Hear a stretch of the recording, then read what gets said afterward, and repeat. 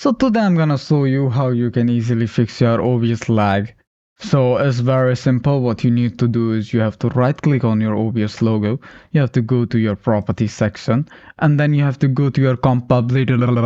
I don't know what to say. But then you have to just go and click on the run this program as an administrator, and then you have to apply your settings and then press OK. So by doing this, what will happen, your GPU will prioritize your graphics to used by your OBS. Okay, so what will happen, your graphic card will be giving the output to your OBS to make as much good frame it could possibly do. So it will prioritize. I don't know what to say, but it's like priority. It giving the high priority to your OBS to run properly without getting any kind of lagging issue in OBS. Okay, so that's the only setting you need to do, and nothing will work instead of this setting.